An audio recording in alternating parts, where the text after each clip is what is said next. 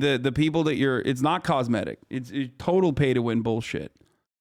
No, I did not watch Johnny. I'm going to watch it now. Now we're going to watch the most lib one out of all these videos, okay? The most lib one of all. Johnny motherfucking Harris. Дальнейших шагах на этом направлении. Еще раз подчеркну, что Украина для нас это не просто соседняя страна. Это неотъемлемая часть нашей собственной истории. You can bet Johnny's going to put himself like reacting to all the events that are taking place and like how much it's disappointing him in the entry sequence. Dude, I love him. I love him so much. Johnny Harris was like built in a lab, okay? A laboratory, okay? A liberal laboratory to be the ultimate Brooklyn liberal. He is awesome in every way, shape, or form, okay? Культуры, духовного пространства. Look at that. He's like making Russia bigger. Look, watch the editing. Maps, baby. He's working on maps. Hassle. He's hard at work. He's doing his part.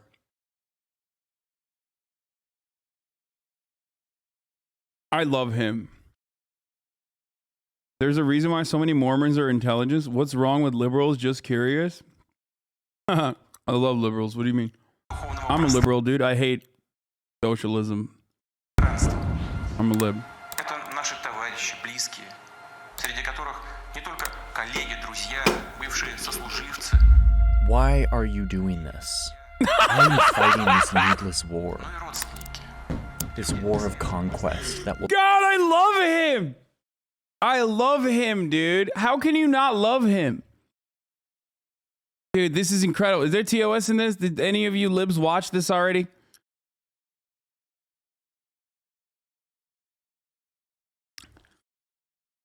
Dude, this is literally the why wasn't I your mother, Vladimir Putin, but in like long video format, okay? Yeah, is the if I was your father version of the if I was your mother. Dude, I gotta run it back. God, I love him. I love him. I love him. Why are you doing this? Why are you fighting this needless war? The only thing missing from this is literally spontaneously busting out into some kind of spoken word poetry, okay? Is he gonna graphic design the war away? Fuck yeah, dude. He's gonna fucking map it out so hard. I love him. This war of conquest that will topple so many lives. He sent his forces, his missiles, in the middle of the night. These are the troops, hundreds of thousands of them, that had been camped out on the border for months. 21 Troops yeah, he's mapping out troop activity at the border, dude. Look at him. Had insisted were there for a routine military exercise. Yeah, he's gonna start singing Hamilton to Putin. No, he won't do that, actually, because if there's anything that Putin fears most, it's the Jeffersonian democracy.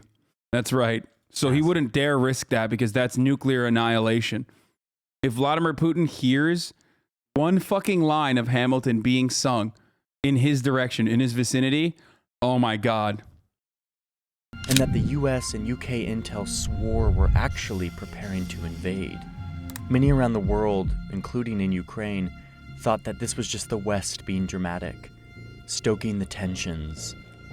But the intel was exactly right. Dude, this is so much of a self-insert. Oh my God. Like, I love him.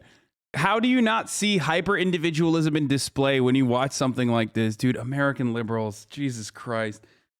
It's like this entire war is playing out for his benefit, for his sake. And, you know, this is not simply about Vladimir Putin's war. This is a war that I've had with my own mind every single morning since the war started. This is how I cope with the realities happening right in front of our eyes. You know, like What can he do? It's not like he's going to arm himself and go to fucking, Lviv and then move over to Donbass by hailing a fucking cab and paying them like $5,000 or some shit to go fight in the front lines. So he's fighting in the front lines of the information warfare by making maps.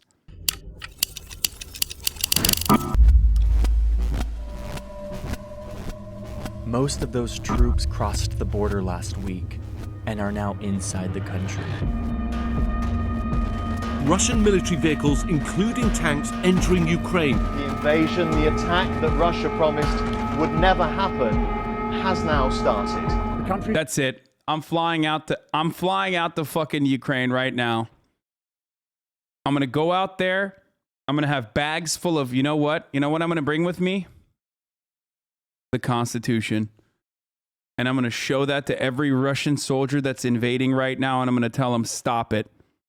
You fucking stop it right now. You stop it, and they will. He's being attacked from all directions. Hours after this invasion started in the middle of the night on Thursday morning, Ukraine's President Zelensky appeared on TV. Why make a comedy out of this? Because I'm making a comedy out of this editing. Okay? And this is the other side of that. The other side of me making a comedy out of this is this. Like the over-dramatic way of talking about it and how it's like affecting you personally. Just to talk to his people, but to speak directly. Is literally milking the news for 9 days straight with max viewership of career. First of all, no, this is not the maximum viewership of my career. Secondly, I'm literally a fucking news commentator. Of course, I talk about the news every day. The difference is this is the first time you've been here because this is the first time you've ever cared about the news, you dumb, pathetic little bitch. And now, for the first time ever in your life, you've cared about the news, so you're in here. It's like making you upset that someone else who's been covering this shit and covering everything that's going on for the past however many fucking years that I've been doing this, every single fucking day, you're like, oh, it seems like you just, milking this war. You're a first-time viewer. You're milking the war, dumbass. You're the one who cares about it for the first time ever in your fucking life.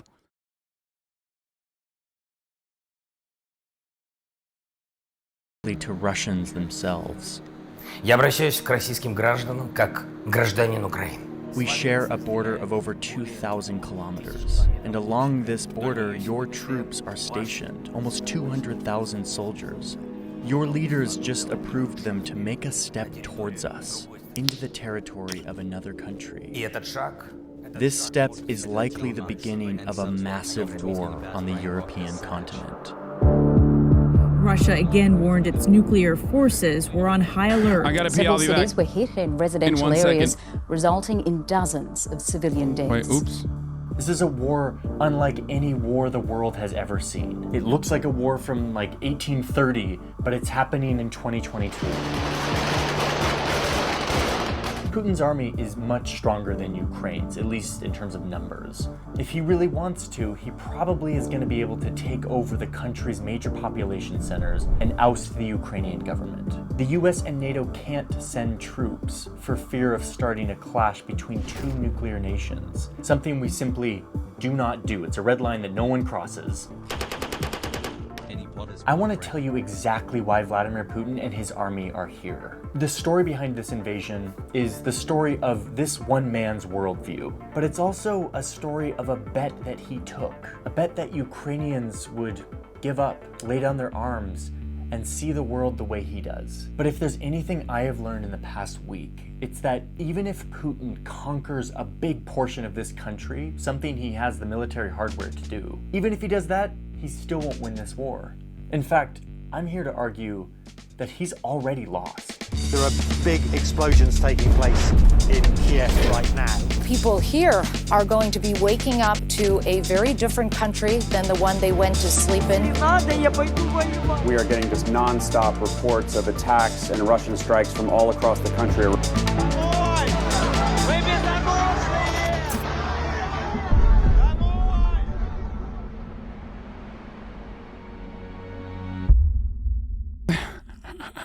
Vladimir Putin has already lost this war. And to understand what I'm talking about, you have to look at two things. Number one, what Putin said right before the invasion. And number two, what actually happened once he invaded. I want to show you both.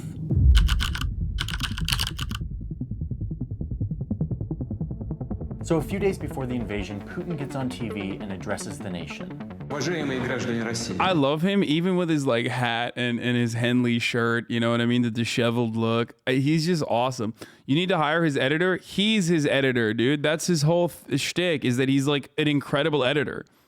He is so fucking good at editing. Straight up. Like, Дорогие друзья, it's this unsurprising hour-long history lecture where Putin lays out his grand, intricate argument as to why Ukraine, in fact, isn't a real country. Итак, начну с того, что современная Украина целиком и полностью была создана Россией. Instead, Ukraine was created by the authors of the Russian Communist Revolution 100 years ago. And now Ukraine, this invented country that's just an extension of Russia itself, has been hijacked by the US and Europe, who have installed neo-Nazi thugs to run the show. Seriously, he said all of this. You can go watch the hour-long lecture if you want. According to his story, the West did this to eventually force Ukraine into their military alliance called NATO, which they will use to defeat Russia. Just like, and seriously he says this, just like Hitler did 80 years ago. But this time, Putin will make sure that Russia is ready for the invasion. Второй раз мы такой ошибки не допустим. Oh gosh, there is a lot to unpack here. The neo-Nazi thug thing, I will get to that in a second. But the message was clear. Putin was basically like, Ukraine, if you're gonna disavow communist Russia and all of the things that it gave to you, you don't deserve the land that you got from communist Russia. And in fact, all of this land still belongs to Russia and we're gonna take it back. Вы хотите декоммунизацию? I mean, he did say that. Like, so his analysis on this front is not wrong. I mean, this is pretty much what he said. Ну что же, нас это вполне устраивает. Но не нужно, что называется, like, what do you guys think that we'll show you decommunization? What do you think that meant? That's what it meant. I mean, that's what he was saying. останавливаться на полпути. Мы готовы показать вам, что значит для Украины настоящая декоммунизация. But this warped historical framing of who rightfully owns this land isn't quite enough to justify an invasion, maybe in like 1860 or something, but not today. So Putin needs to really emphasize the villains in his story.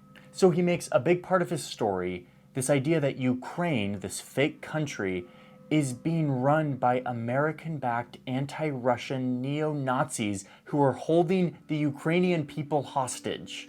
Неудивительно, что украинское общество столкнулось с ростом крайнего национализма, который быстро приобрел форму агрессивной русофобии и неонацизма. Okay.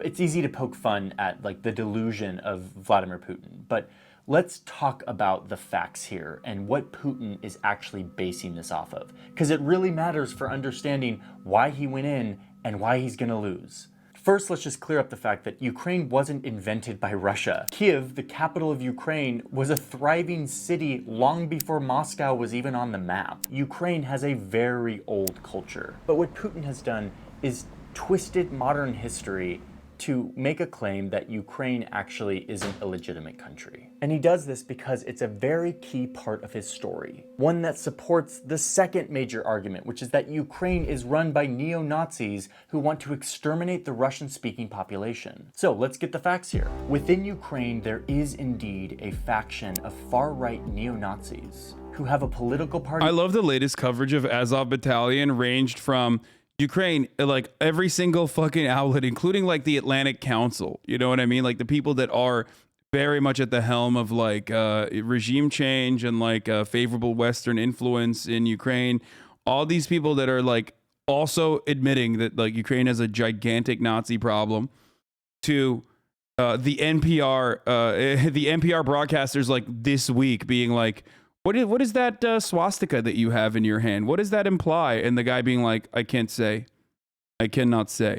It straight up went from like, this is a real issue. This is a real issue. This is a real issue to like, you know, PBS fucking interviewing the dude with the Bandera poster behind him to like to NPR being like, is that a swastika? Like, why do you? He's like, I cannot say. And a militia force. One guy said it's just a sun sign. Yeah. This militia force has actually joined the Ukrainian army in the past 8 years to fight Russia back from annexing any more territory in the east of the country. You may have remembered that Russia took over a big part of Ukraine called Crimea 8 years ago. Ukrainian forces have set up a perimeter. Bro, I swear to God, literally the same. I'm losing my fucking mind, dude. I'm losing it, okay? Same guy. Same hair. They're all sexy. Same person. Why? Well, how? Where do they find the hot generic war reporter, dude? I'm fucking losing it. Are they in like... Are they being built in a lab? Are they cloned? What the fuck? Is this like a... Why are all the fucking war reporters the same, dude?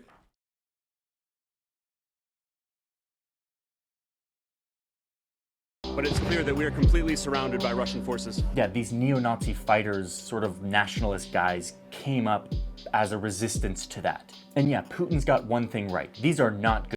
Okay, first of all, they didn't come up as a resistance to that. How are you going to talk about like Kievan Rus, but then not talk about Bandera or talk about like the nationalist movement within Ukraine? Like, motherfucker went back. He was like, at first, you know, we were just a gas cloud, okay? And then we were like a toad-like figure that was able to walk away from the water and then skipped like the most fundamentally important part about Ukrainian nationalism that makes it such a significant fucking, a significant problem, a unique problem, if you will. They are like 3% only. Who cares? No, it's not. It's not just Svoboda and it's fucking 3% support in a 44 million person country. It is the history of Ukrainian nation building. Oh my God, I can't talk. 3% is all you fucking need, okay? It's going to be more than 3% regardless, but like, what do you mean? It's just 3%. America has done more with less support. You understand?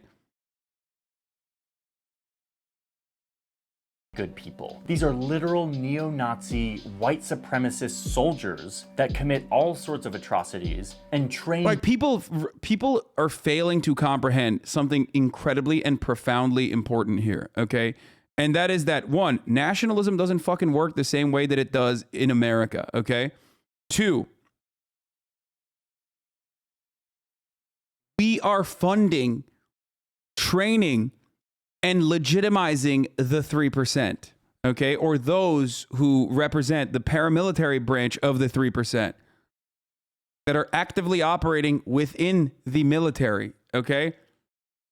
Within the National Guard. That is the problem, okay? I don't know how you guys are not seeing that that is going to be an issue, and it is an issue already, and it's going to be even a larger issue.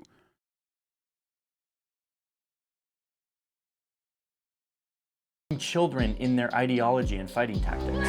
Oh, you did it! Oh. Wait, hold on. That commit all. Okay, dude, thank you for this. Fucking finally, dude. Oh, what? I didn't even see myself in the middle. Fuck you. Actually, fuck you, dude. I didn't even see myself in the middle of this, but what is this? They're the same guy.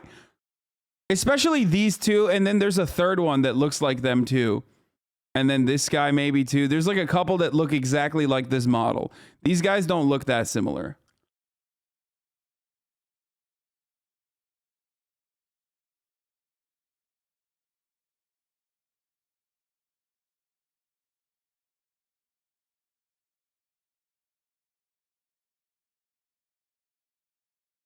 I'm on Fox News. What the fuck?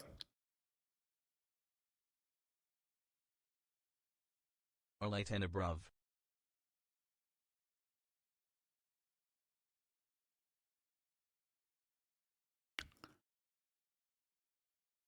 It's not that it's just 3%. It's that historically we have utilized that 3% to take over many, many times over, okay? All sorts of atrocities and train children in their ideology and fighting tactics. So yeah, Putin, I get it. These are bad people, neo-Nazis. We don't like them. But Putin is claiming that these are the people running the country, running Ukraine. When in fact, if you look at the data from the 2019 election in Ukraine, you'll see that the country's ultra-nationalist far-right coalition gained barely over 2% of the vote and 0 seats in the parliament. They are a small group of extremely fringe far-right fighters that Putin has latched onto. Oh, and there's a more obvious bit of data here, which is that the Ukrainian president is Jewish and has family who died in the Holocaust. By the way, the mega brain lip take when you're talking about like definitely not having neo-Nazi ties at all, when you point to a guy who is on the record doing Holocaust revisionism, Bibi fucking Netanyahu, who abso-fucking-lutely has aligned with fascists at the global level time and time again. So, like, this does not absolve you of anything, okay? What the fuck? Zelensky is not a Nazi. That's it. He's not. Anyone who tells you he's a fucking Nazi is ridiculous. The capitulation that he does to Nazis is the same level that you see in every government, okay? Every single government.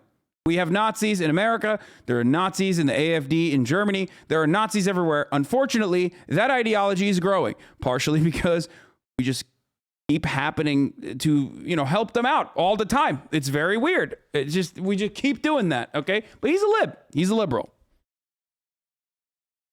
Stephen Miller is a Nazi, and he is Jewish. So what the fuck does that say? That's an American Nazi. Anyway. But again, it's just crazy fucking to be like, oh, dude, look at him hanging out with Bibi Netanyahu. Like, dude, here, let me talk more about this really quickly one more time, okay? I mean, here. Dude, what? Wait, dude, Israel, obviously, they would never arm Nazis. Oh, fuck. Oh, shit. Oh, fuck. What? God damn it. Fuck. I was so wrong about that. Oh, my God. Oh, no. Oh, no. Netanyahu, who is aligned with fascists all around the fucking world, has... Oh, no. What did he do? Wait, what? That's crazy. Human rights activists petitioned the court to cease Israeli arms exports to Ukraine since some of these weapons reach neo-Nazi elements in Ukraine's security forces. Oh, fuck. What? No shot, dude. What? That's crazy. Of course. This idea that like, oh, dude, he's Jewish, like he can't be a neo-Nazi is ridiculous, but he isn't a neo-Nazi, okay? Stop. Also, none of this, once again, justifies invading Ukraine. Ukraine is not run by neo-Nazis. Listen. To balance my view on this, because I'm in the West and I'm getting all Western media, I have actually been watching Russian state TV to see what the narrative is on their side. And I can tell you that they actually believe that the country is run by Nazis. Okay, dude. The other part of this, again, if you don't mention Ukraine's history of nationalism and Bandera's work with Nazi Germany, and the 1.6 million, according to some estimates, all the way down to conservative estimates claiming 900,000 Ukraine Jews dying in the Holocaust, being brutally fucking violently murdered in the Holocaust at the hands of Nazi Germany that was working side by side with the Ukrainian nationalists who thought that Germany would offer them a USSR-free sovereign nation, okay? And how in 2010, the Ukrainian government literally wanted to offer a heroic medal, the highest honor, to Bandera, the guy who did that. You're missing a big chunk of the plot. That's why you can get away with saying, oh, Svoboda, 3%. That's nothing. It's nothing. It is reminiscent of the practices and methods of Nazi Germany. And we're seeing a full revival of Nazism and fascism in Ukraine. I've tried to dig into this to try to understand, like, is there more, like, meat on the bone here? No, there's not. A fringe group of militiamen in the Far East are what Putin is basing this off of. Over here... That's not true. That's literally not true. You said you just did your research and you looked at, what, like 3 Russia Today clips? Obviously, those guys are doing fucking propaganda. Who gives a fuck about what you're doing there? Jesus Christ, dude. Oh, my God.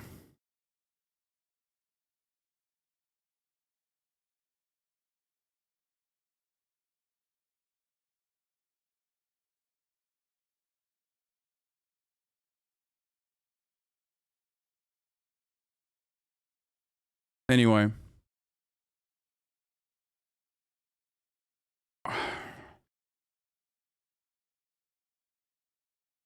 Yes, Bandera was thrown into a concentration camp and then released from the concentration camp. But Bandera's Ukrainian nationalists continued doing purges while he was in the concentration camp and also after he was freed from the concentration camp. Bandera's reasons for being thrown into a Nazi concentration camp was not because he was, I don't know, fucking bravely fighting against them or something. Okay, there were fucking Slavs that were in concentration camps for, what's the term? I think that was because they were not collaborating enough with Nazis, because Nazis didn't see Slavs as fucking human either. They thought Slavs were also subhuman. They needed to be servile. Okay.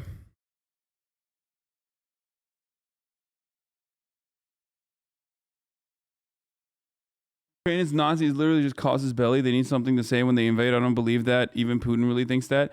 Yeah, I mean, the idea that, like, oh, you want to denazify a country, that's why you have to invade them and make them all fucking super nationalistic, understandably, because they see it as like a liberation from a imperial power is idiotic, self-defeating, stupid, foolish, made up. Okay?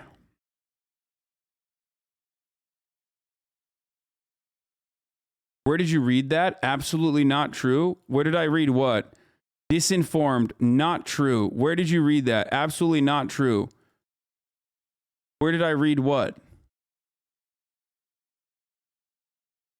The history of Bandera? Is that what you're saying? Stefan Bandera?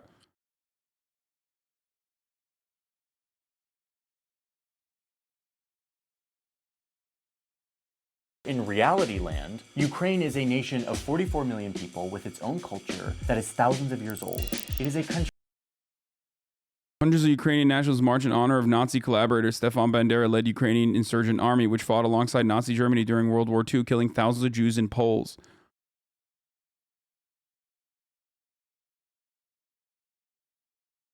%, though, bro. You know? Times of Israel, lol. Wow, dude. Wow. Motherfucker said Times of Israel. Dude, yeah, dude. Yeah, you're right. Say it, bro. Say it. Say Jews are not capable of writing adequate reporting on Nazis. Say it. Just be as anti-Semitic as you want. Come on, go ahead. Let it all out. Let's hear you. Let's hear you say it, dude. That Bandera was a Russian too. Classic.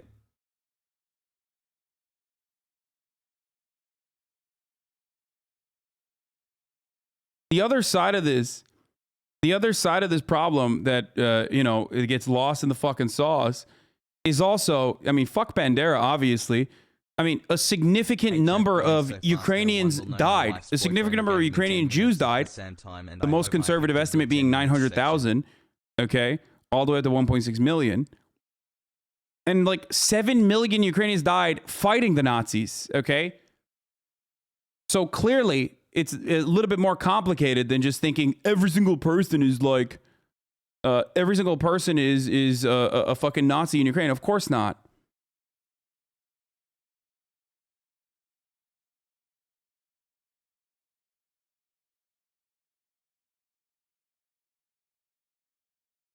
This was 80 years ago. Does it really have any bearing on today's situation? 7 months of being a gaming frog. Why are you talking all the time about Jews when you mention Bandera? I mean, he made a lot of atrocities, but you mentioned only Jews. I don't know, because I think that's pretty significant to mention. Why are you so mad about that?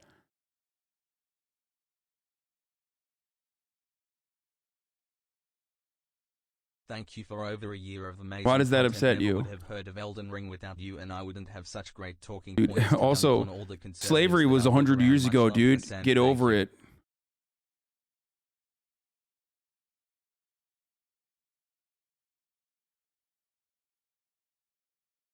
Thanks for always bringing up Palestine as well.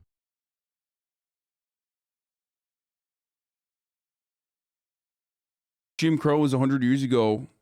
Fucking the civil rights movement happened already. You know, get over it, dude. Fucking get over it. Get over it, dude. Hee. The point is, not a single one of those people got fucking any sort of. There was no investigations conducted. There were no punishments doled out to those who actually did that, to actually collaborated with the Nazis. And not only that, but in 2010 he was afforded the highest honor. But it was so goddamn controversial that that they had to rescind it by using like, well, technically he wasn't a fucking citizen of Ukraine, so we can't give him the highest honor shit. Okay. So that, if that doesn't indicate anything to you, I don't know what to fucking tell you about like how easily certain areas that are fearful of imperialist invasion too, by the way, justifiably fearful, can very quickly turn into hyper nationalist, ultra nationalist people, and turn to ultra nationalist parties as the emancipatory force, who have not, you know, done enough research on how this stuff works. Country where fewer and fewer people like Russia. In fact, it's a country that ousted the pro-Russian leader in 2014. Wait, what? What is this? With its own culture that is thousands of years old. It is a country where fewer and fewer people like Russia. In fact, it's a country that ousted the pro-Russian leader in 2014.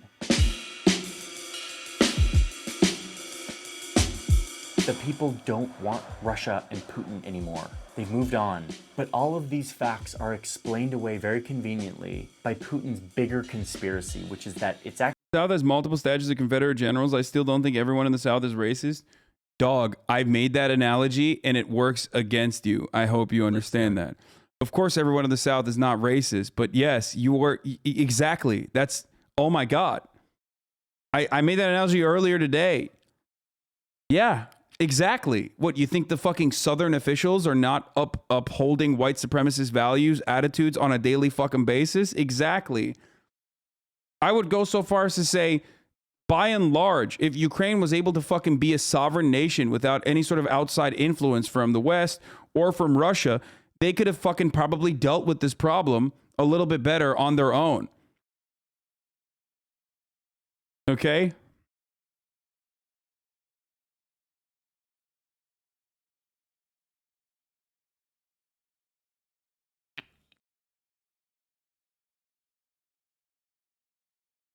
That's right.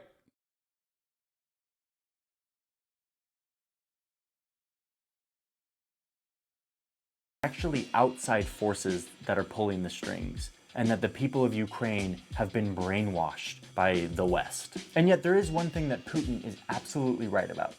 Это наши товарищи, близкие, среди которых не только коллеги, друзья, бывшие сослуживцы, но и родственники. Люди, связанные с нами кровными семейными узами.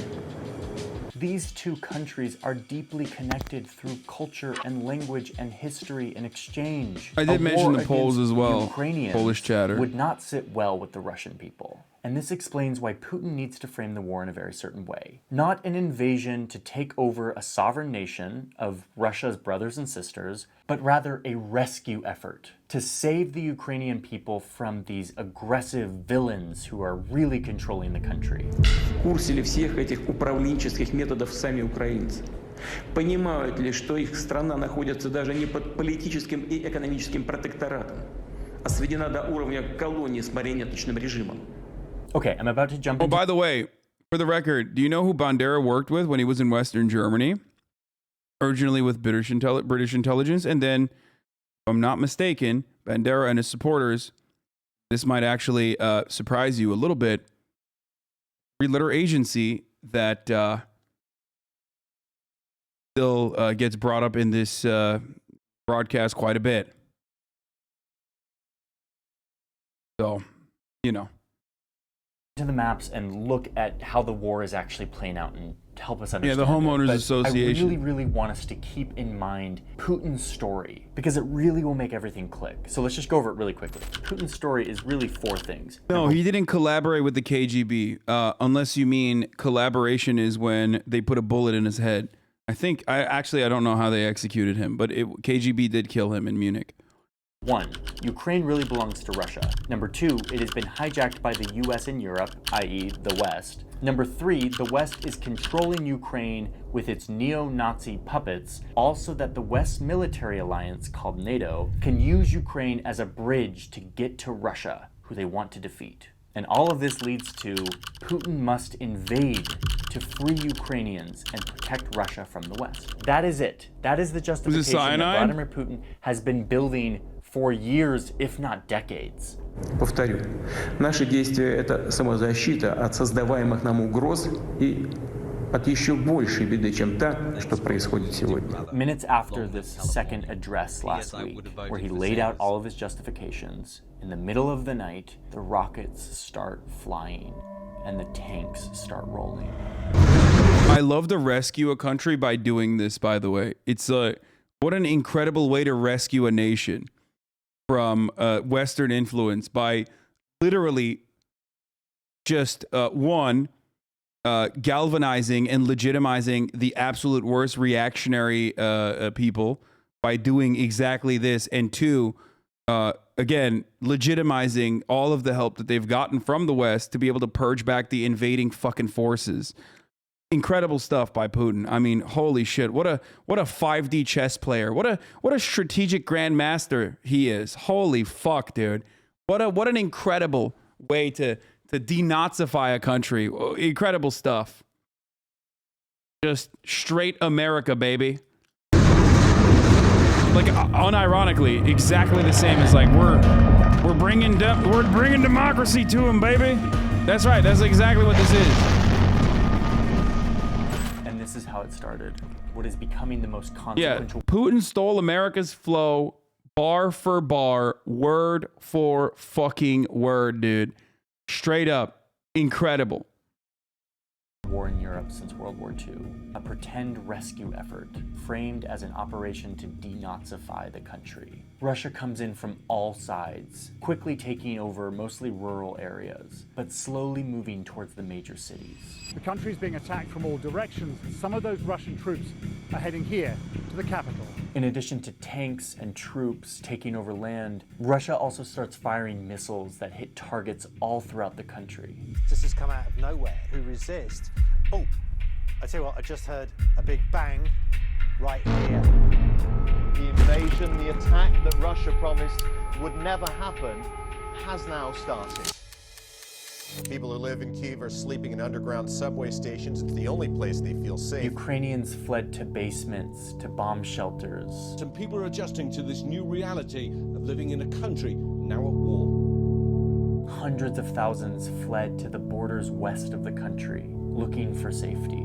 Others are taking trains to the west to get out of the country. They are fleeing into neighboring countries like Moldova, Romania, and Poland. At the city's central train station, a frantic dash as people try to escape to the west of the country. But wait, remember Putin's story?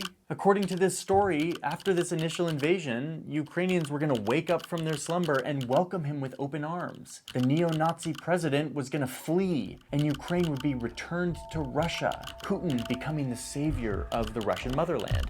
But that is exactly what didn't happen. Outgunned and outnumbered, Ukrainian soldiers and civilians alike are mounting a stiff resistance. I used to teach maths and physics, but 2 days ago the Russian army took control of my town, so I signed up to fight. Every day Ukrainians are taking to the streets to fight for their homeland. Let those Russian shits come here, she says. we are ready to greet them. We are ready to fight.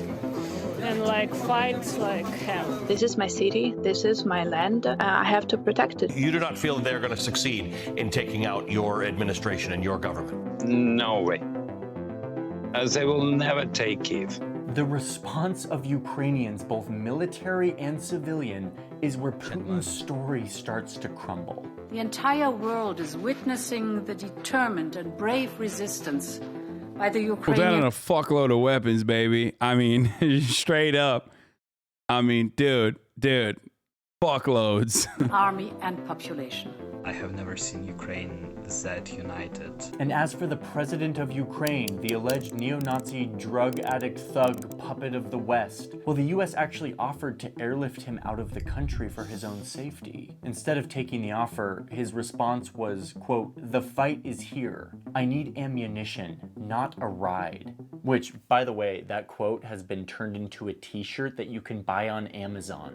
Ukrainians are fighting for love of country. Russians are fighting out of a fear of a dictator. In the event of Russia opting for escalation, Ukraine will defend itself. He then sent a video around to the country of him in central Kiev, making it known that he is staying, he is fighting. So despite being totally outmatched militarily, Ukrainians are fighting back, showing that the outcome of a war is as much determined by the courage and patriotism There's a little bit of a body bag here, by man. the number of missiles and troops that you have.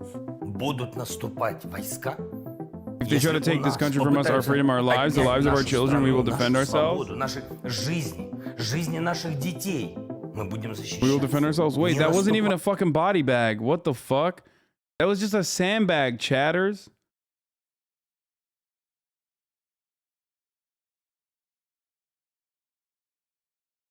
Y'all were like, oh, they're carrying a body in a body bag. It was just a sandbag that they were carrying.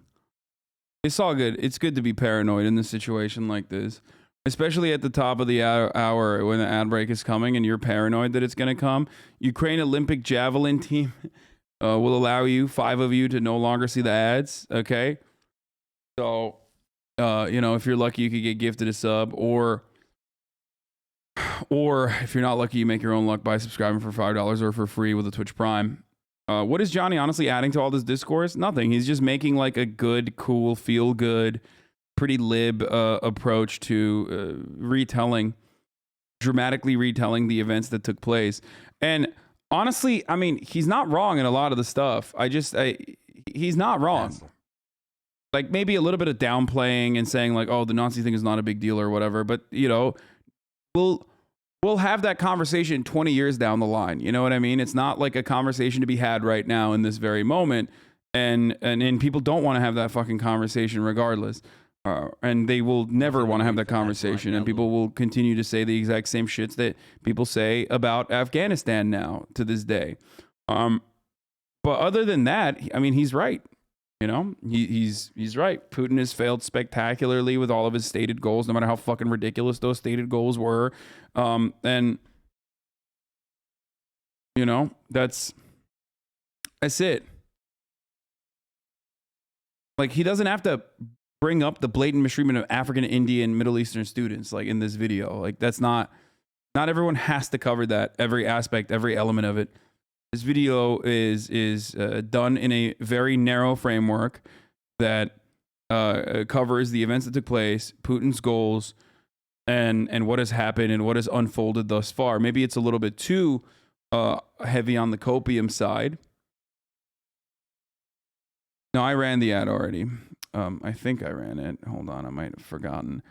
It's a little too heavy on the copium that like Ukraine is like fucking crushing, destroying, absolutely comstering, and they're gonna win no matter what. They're gonna win no matter what. But other than that, it's like I did run it.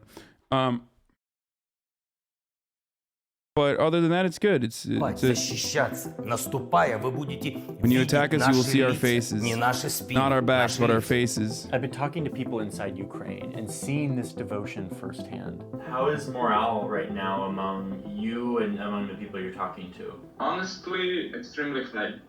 Ukrainians aren't letting this conquest happen, and in doing so, they are turning Putin's argument, his story, on its head, and foiling what appears to be his initial strategy for wrangling Ukraine back into his sphere of influence. One Ukrainian I talked to said that there's a waiting list for the Ukrainian army. Our regional defense won't accept any more people because it's packed. The queues are growing. And you cannot even get in right now. Men volunteering to fight. Molotov cocktails for those who want to fight but don't have a gun. A tweet from the Ukrainian Defense Ministry to prepare Molotov cocktails to throw at the occupiers. Well, I'm here in order to protect my family, my country. I mean, this is, you know what this is? This is a sexy way to like, this is what the Podjons do, right? Well, they're like, we're independent. Like, we're not towing the DNC line at every step of the way. The Podjons do a really good job with this, where they make themselves seem as to be like more independent than the average newscast that you can get. That's exactly what Johnny Harris is doing here as well. He took every single thing that you've heard on CNN and turned it into a 27-minute video, and it's like sexy, it's zoomer focused, it doesn't offer any sort of like additional analysis, it doesn't really feature any kind of like it doesn't feature anything that you haven't heard before. An incredible sense of unity here. The morale is very high. Okay, this sounds all positive, and it is, but this is still war, and Putin can still conquer a lot of land. He can take over major cities, install a puppet government, and be the new ruler of Ukraine. He has the military to do it, and he seems to have the tolerance for bloodshed. He seems to believe in his fantasy story so much that he's gonna keep up this crusade. But I'm here to tell you that Putin has already lost this war.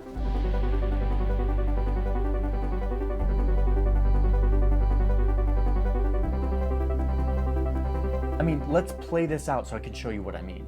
Let's say Putin keeps going. He keeps sending troops in and missiles despite all of this resistance. He could eventually take over the major population centers, including the capital Kiev. All of this with the same goal that he's had the whole time, which is getting the Ukrainians to give up and realize that Russia is actually the country they want to align with. He's also kind of hoping that maybe the Ukrainian military will come to their senses and take over the government and negotiate with Putin. But let's say they never do. They probably won't. Instead, they keep doing what they've been doing for the last week. And this is exactly what I fucking despise. Americans fantasizing about a war overseas without thinking about the repercussions. People constantly make comparisons to Afghanistan. Look at Afghanistan right now. It's not great, okay? That is the problem that I always have with ongoing war. We talk about Ukrainians and their potential for insurgency in these really flowery terms. Like that's going to be a good thing. Like an endless occupation that they have to purge year over year for 20 fucking years, dude. That's not a good thing at all. That is a horrible, horrible, disastrous reality for Ukraine. Just like it was a horrible, disastrous reality for Afghanistan and the people of Afghanistan. It's like romanticizing about the plight of the Ukrainians and thinking about them this way is great from afar when you're, 6,000, 7,000, 10,000 miles away. But these are real fucking people. These are real accountants, real math teachers, real math students, coders, HasanAbi heads that are getting fucking that are throwing their lives on the line. Resisting, defending, condemning, and broadcasting all of it to the world on the internet. So Putin has no choice but to drive the government out and install a pro-Russian regime. In order to do this, he's going to need a massive military presence to keep control of these cities and their people. It's now costing him tens of Are you saying it's all America's fault? No, of course I'm not saying that. Why are you trying to fucking clip some shit out of context? No, I'm not saying it's all America's fault. If anything, the majority of the fault still lies with Russia, okay? That's the invading force. Billions of dollars. But the reality is, if America wanted to, they could fucking put an end to this like yesterday. Okay? They are the superpower.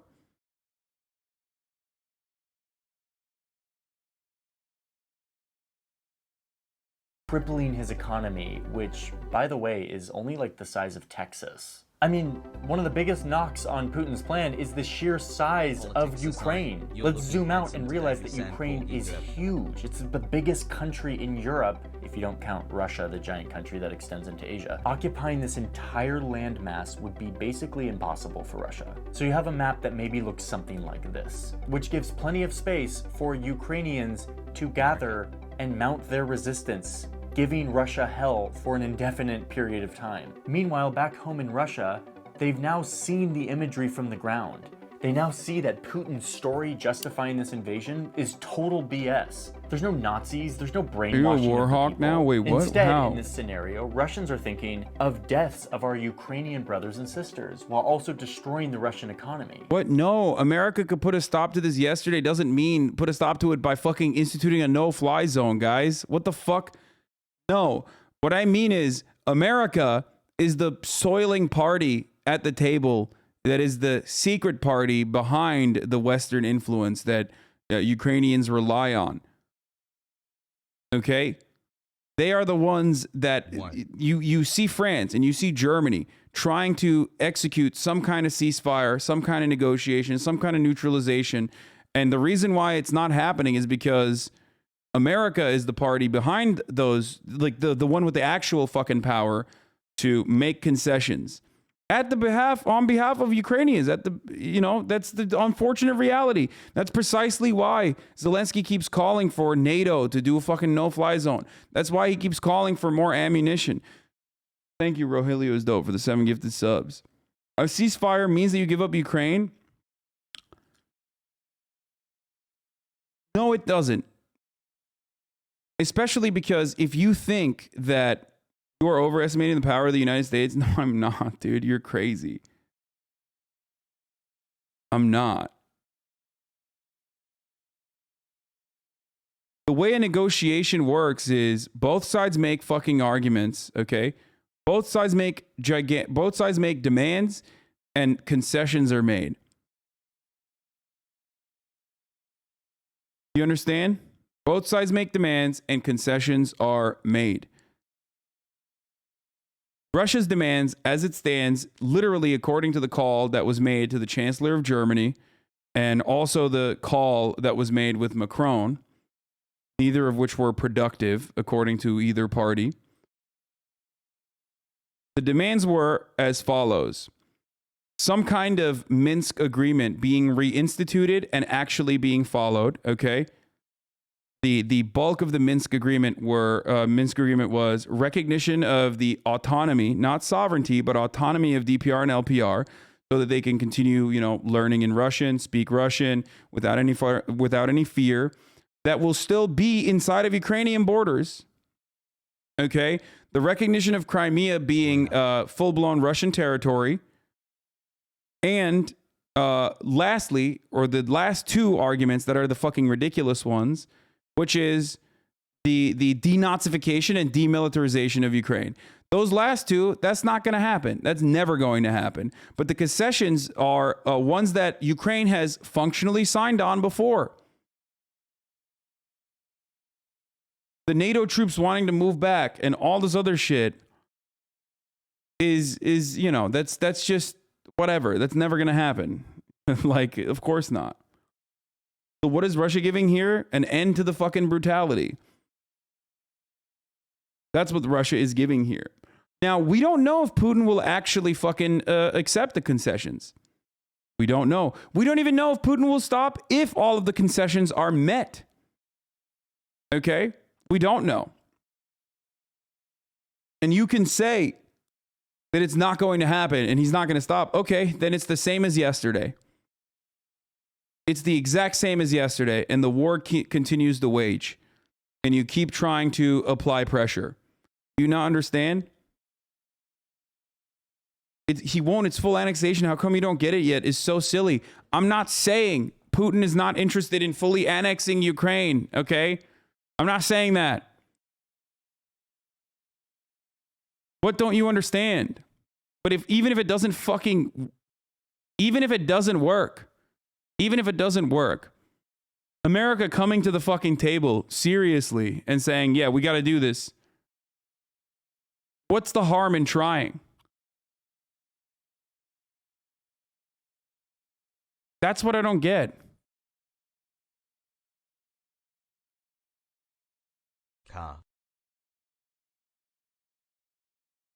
Even if it's a total disaster, even if Hasan is pro-Russian, bad take. Yeah, totally. That's pro-Russian. Wanting to try to minimize harm for random Ukrainians is being fucking pro-Russian. Yeah, no, we should just sit from 10,000 miles away on our fucking goddamn couches and jerk off to this like romantic, fantastic Ukrainian nationalist defense brigade, okay? And not even nationalists, just the Ukrainian people, the Ukrainian nation fighting against a fucking imperial force and dying. Cannon fodder. Let's just turn Ukraine into Afghanistan. You're not going to give a shit about that tomorrow anyway. You're going to forget about it because you live here. You live in the lap of luxury. You live in the imperial core. So you don't give a fuck. Of course you don't give a fuck. It doesn't touch you. It'll never touch you. Part of it is because, you know, NATO is not going to get involved. So it doesn't touch you. You don't get killed in nuclear holocaust. You got your shit situated. You got your shit sorted. You had a really good, you got a really good spawn point. So you're fine. And whenever someone even says like, well, you have to fucking exhaust all diplomatic options with the hope that it will turn into Afghanistan for Russia. Yes. And you're totally right because the West keeps supplying weapons to Ukraine. Wait, what? Yeah, but people always say it will turn into Afghanistan for Russia. Yes. Which, by the way, I haven't even talked about the dissolution or the destruction of the Russian state in the aftermath of Putin, a country with 6,000 nuclear weapons, and God knows a country that, as far as we know, does not even have a contingency plan, that has, 150 million people in it. And holy fuck, I don't even want to think about what's going to happen in the aftermath of Putin. But when you say it's going to turn into Afghanistan for Russia, you fail to recognize what's going on in Afghanistan for for the people in Afghanistan, for the Afghan people.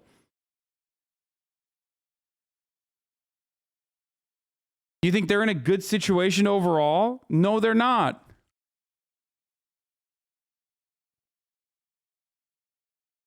That's what I'm talking about. Almost every Russian has someone from Ukraine. Either a friend or a relative or a colleague. This is a war between brother nations. Part of what I got fucking deeply frustrated by with the Afghan invasion originally was Bush's unwillingness to fucking negotiate with the Taliban. Okay? The Taliban said originally that Osama bin Laden was a prisoner that they were holding on to, and that they were willing to make concessions and give Osama bin Laden to him as long as there was investigations into his wrongdoing and his involvement with 9/11. Of course he did 9/11, obviously. But the counter to that by George W. Bush was, we don't negotiate with terrorists. We're going to bomb you anyway. Shut the fuck up. Okay? Who knows what would have happened to Afghanistan if they did negotiate with terrorists? You know, those very same terrorists that we did negotiate with 20 years after fucking, fighting them over and over again and getting our shit pushed in for no fucking reason.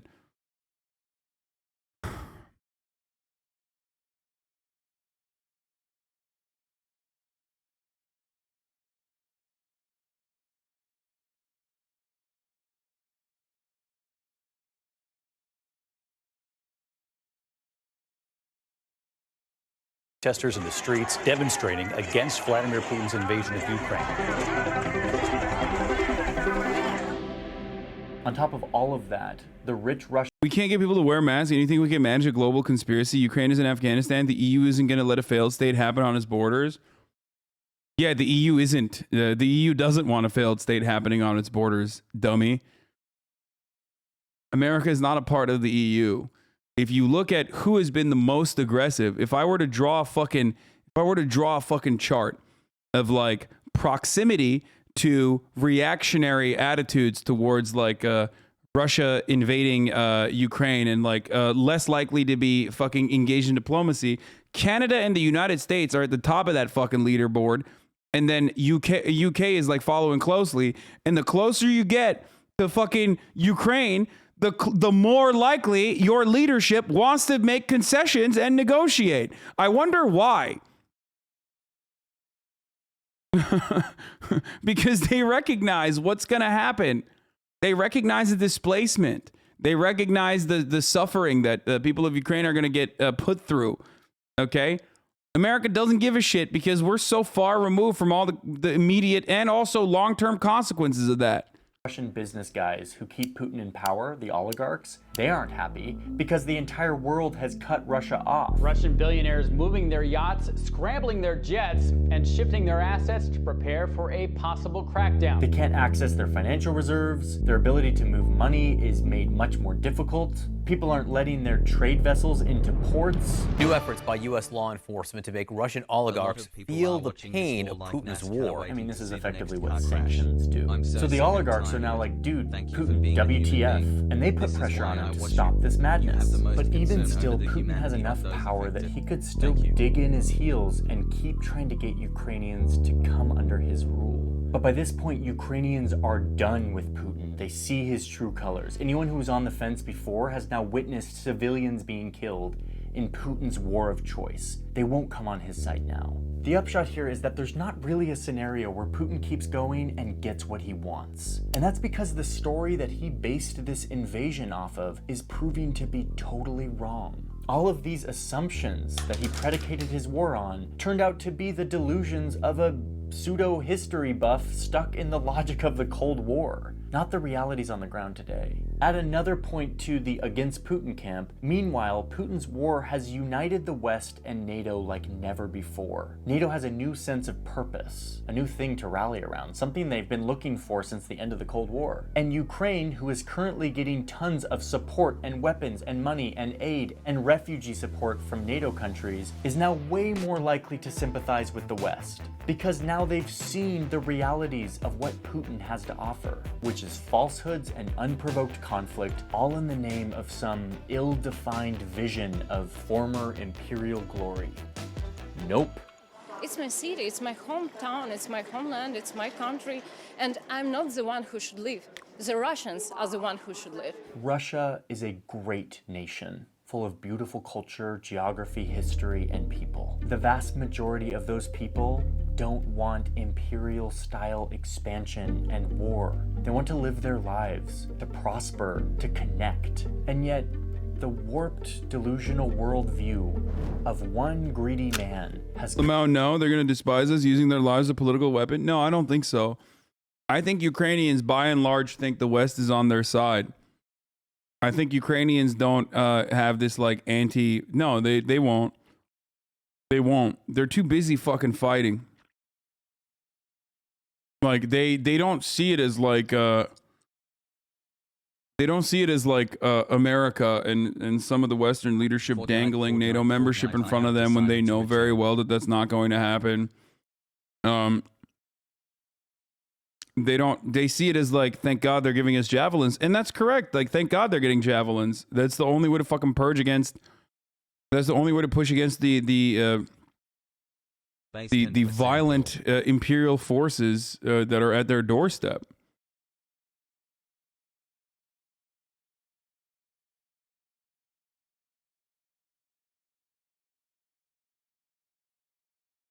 As a Pakistani, I think you wildly misunderstand the conditions of Ukrainians and how they aren't perceiving it. 11 months and I don't regret it, Hassel. What do you mean? But those are imperialist arming rebel forces? Bro, people who say I don't support Russia or U.S. imperialism end up supporting U.S. imperial actions like sanctions or NATO or no-fly zones. Fluent English speaker? Wait, what? The fuck do you mean, dude? No, I don't have I don't support imperial actions. What makes you think that I'm pro NATO? What the fuck are you talking about?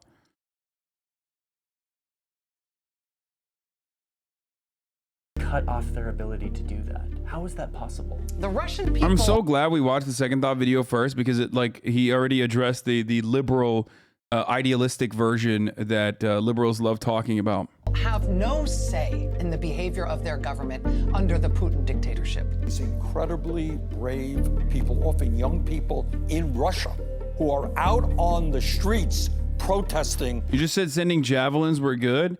Yeah, of course. If a country's fucking invading you, the people on the ground are going to think, thank God I have javelins and man pads against the fucking invading forces. What the fuck do you mean? Obviously. Against what their president is doing. This is not the war by the people of Russia. This is yet another military adventure by the unaccountable, unelected, increasingly deranged dictator in the Kremlin by the name of Vladimir Putin. This situation is developing and certainly will take paths that no one can predict. By the time you're watching this, I'm sure some key development has happened that I haven't covered here. But I feel pretty certain when I say that Putin really doesn't have a path to the victory that he set out to achieve last week when he sent people and weapons across his border to attack his neighbors. Ukrainians, with their bold courage, have proved him wrong. I know that sounds very poetic and maybe even cliche, but in this case it's true. If someone told me a week ago I would own an assault rifle, I would not believe. So now the world will stand by and support as they continue to wage this battle for the future of their land that belongs to them, not to a Russian dictator. Just for everyone to know, it's our land, it's our home, we will defend it. 13 Ukrainian border guards defiantly telling an invading Russian... Now, do one on U.S. imperialism law? No. Let's be fair. Listen, the modern liberal understands American imperialism as a bad thing. Modern liberal like Johnny will say America's in the wrong for invading Iraq. They won't say America's in the wrong for invading Afghanistan, but they'll say America's in the wrong for invading Iraq, and they'll say America's in the wrong for staying in Afghanistan for as long as they did. The modern liberal even admits some of the underlying events that we participated in that turned Afghanistan into what it is. Except the modern liberal will then turn around and say, that was old shit, that was wrong, but this time it's different. This time it's good. Okay? It's always hindsight that's 20/20. It's never foresight. And Johnny Harris has done plenty of videos about this sort of stuff, so that's not true.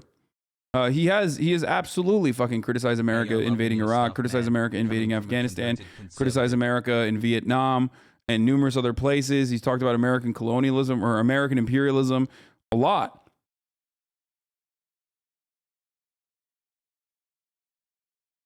Okay?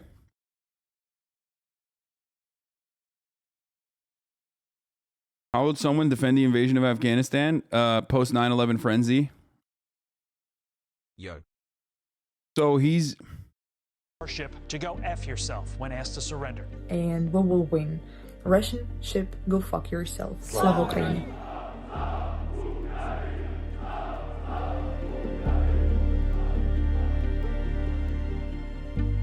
Anyway, the only thing an American liberal and a Russian nationalist agree on is that some imperialist occupations were good, some weren't. Obviously, none of them were. 16 months of apologizing for my dumbass cringe jokes in chat.